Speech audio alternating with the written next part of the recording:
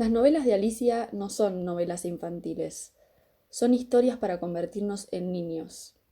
Así define Virginia Woolf a las novelas de Alicia en el País de las Maravillas y Alicia a través del espejo y lo que Alicia encontró allí, de Lewis Carroll. Y esa es la frase que a mí más me quedó cuando decidí empezar a leer Alicia y me encontré con una historia maravillosa y efectivamente un libro que vale la pena leer a cualquier edad.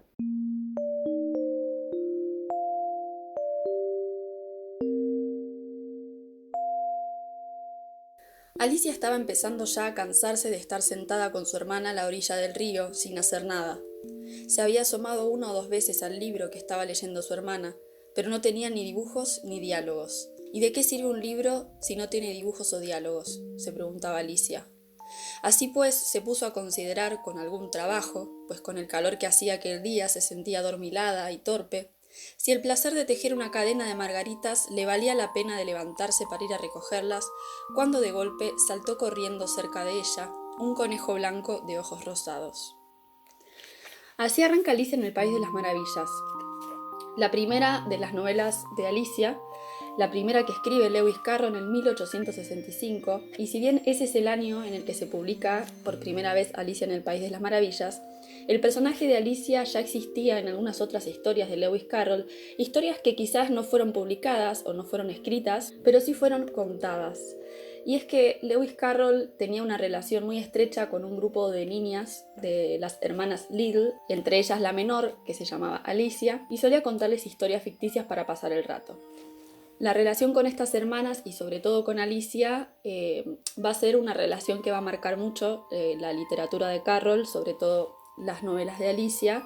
Él tenía este recurso de incorporar a las mismas hermanas en las historias y con Alicia es con quien tiene como el vínculo más importante. Y una de esas historias que les cuenta de manera oral, Alicia le pide a Lewis Carroll que la escriba. Entonces Lewis Carroll, por pedido, por el deseo de Alicia, por tener esa historia escrita, escribe a Alicia en el País de las Maravillas.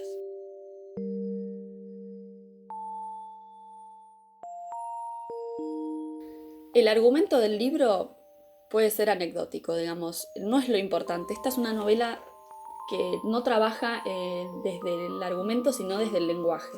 Si bien se trata de una novela de iniciación, de ese género en el que un personaje saliendo de su infancia y entrando a la adolescencia tiene que atravesar un montón de transformaciones que lo hagan crecer. En este caso, Alicia, que es la protagonista de esta historia, se introduce al mundo onírico, es decir, al mundo de los sueños. Pero lo más original de Alicia es que ella tiene esta transformación, este despertar a través del sueño.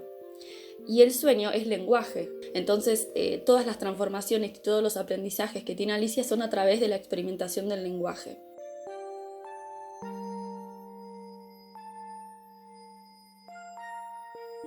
Alicia se introduce en este sueño, en este mundo, en donde no hay reglas. Alicia pierde todas las referencias del mundo conocido, del mundo real, y todo el tiempo se está cuestionando a sí misma sobre quién es, porque obviamente todo lo que funcionaba en el mundo real no funciona de la misma manera en el mundo de los sueños.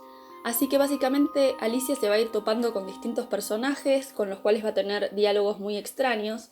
Los diálogos carrolianos, que son los diálogos que caracterizan estas novelas, son increíbles. Todos los diálogos entre Alicia y los personajes están absolutamente descontextualizados, pertenecen al terreno del sinsentido.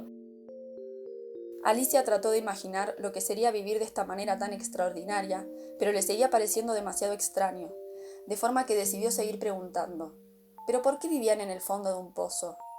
Sírvete un poco más de té, le dijo muy ansiosamente la liebre de marzo. Si todavía no he tomado nada, replicó Alicia con tono ofendido, de forma que no podría tomar más. Querrás decir que no podrías tomar menos, aclaró el sombrerero. Siempre es más fácil tomar más que nada.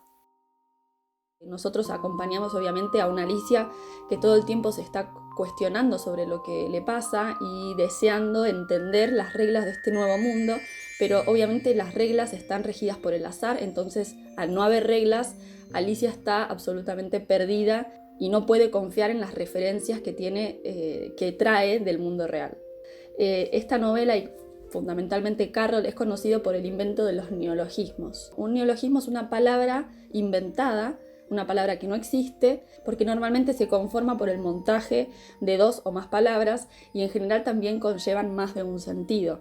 Los neologismos que más recuerdo son exactualmente y antípatas, ¿no? Exactualmente condensa la palabra exactamente y actualmente, y lo mismo pasa con la palabra antípatas, en donde se une la palabra antípodas con antipáticas. Es mucho significado para una sola palabra, dijo Alicia con aire pensativo. Cuando le hago hacer a una palabra un trabajo como ese, dijo Humpty Dumpty, siempre le pago extra. Otro dato muy interesante de estas novelas y que además termina de solidificar este concepto de que Alicia es una novela del lenguaje es que el ilustrador John Tenniel es convocado para la publicación de esta primera novela por Lewis Carroll, que consideraba que las ilustraciones eran muy importantes. De hecho, muchos momentos de estas novelas juegan con las tipografías, juegan con el uso de tipografías de distintos tamaños, con la disposición en la hoja de las palabras. Pero más allá de eso, que va más por una elección de Carroll, el ilustrador que se convocó para estas novelas tenía por delante un desafío muy importante porque justamente al ser novelas del lenguaje es muy difícil plasmar simbólicamente en un dibujo una imagen que no existe. Entonces se sentó una tarde con Lewis Carroll y le dio una lista de personajes que le resultaba imposible de dibujar. Entonces Carroll lo que hizo, y acá es donde entendemos que esencialmente es una novela del lenguaje, le dijo a Tenniel, el ilustrador, que eligiera él las imágenes que quería representar para estos personajes, con la sola condición de que la palabra que describe a ese personaje tenga la misma cantidad de sílabas y la misma literación de las vocales. Así que Alicia es ante todo una experiencia muy lúdica, muy del juego. Y de hecho en esta primera novela el símbolo lúdico que va a repetirse en varias partes de la novela es el juego de naipes, que es un juego que normalmente está asociado al azar, ¿no? Hay muchas veces ganar o perder un juego de naipes depende mucho de la suerte. Y esas son las reglas que rigen el mundo en Alicia en el País de las Maravillas. Lo cual es distinto en Alicia a través del espejo. Alicia a través del espejo se lanza en 1871, unos años después de Alicia en el País de las Maravillas, y entre estas dos publicaciones pasa algo muy importante en la vida de Carroll. Una de las profesiones frustradas de Carroll era la fotografía, y particularmente hubo una de esas fotografías que molestó mucho a los padres de Alicia Liddell, y que es una foto en la que Alicia está vestida como con harapos, y es a partir de esa fotografía que los padres de Alicia le prohíben seguir frecuentando a Lewis Carroll. Por eso Alicia a través del espejo resulta mucho más angustiante, es una novela un poco más oscura y que obviamente tiene que ver con que Alicia en el País de las Maravillas fue escrita desde el deseo de una niña por escuchar una historia y Alicia a través del espejo fue escrito después de una prohibición. Y es por eso que también el juego que simboliza o que se repite a lo largo de toda la novela de Alicia a través del espejo y lo que Alicia encontró allí es el ajedrez, que es un juego mucho más frío, un juego con reglas estrictas, con reglas fijas, y en este mundo en el que Alicia se introduce a través de un espejo, no es un mundo sin reglas o un mundo en donde el azar configura a ese espacio y a ese mundo y a esos personajes, sino que en este caso Alicia se introduce en un mundo que sí tiene reglas, pero que ella desconoce, y va a ser a partir del avance en los distintos casilleros que ella va a ir comprendiendo las reglas de este mundo. Entonces, ¿cómo puede ser que dos novelas, que son esencialmente novelas del lenguaje y de juegos gramaticales, dieron tantas adaptaciones al cine, que es el terreno de la imagen? No se pierdan la primera adaptación de Alicia en el País de las Maravillas, que es un corto de 8 minutos. Es tan bizarro que creo que resulta muy fiel a la sensación de lo onírico y lo extraño. Pero yendo un poco más a las adaptaciones más conocidas, voy a comparar las adaptaciones de Disney, que obviamente mi primer contacto con el mundo de Alicia en el País de las Maravillas fue esa película clásica de Disney de 1954, película animada que para mí es la mejor adaptación de la novela. Les voy a mostrar la forma en que se introduce el conejo blanco en las dos películas, que para mí es lo que hace que una sea una adaptación mucho más sólida que la otra. En la película animada hay un elemento muy importante que es la música. Cuando Alicia ingresa al mundo de los sueños, cada personaje va a plantear un número musical. Al inicio de la película animada, Alicia se aburre de lo que le está leyendo su hermana, así como pasa en el libro, y se pone a cantar. Y en esa canción comienza a anticiparse lo que va a venir. Pero además, todo lo que pasa apenas termina de cantar Alicia es muy importante. Ella termina de cantar mirando su reflejo en un río.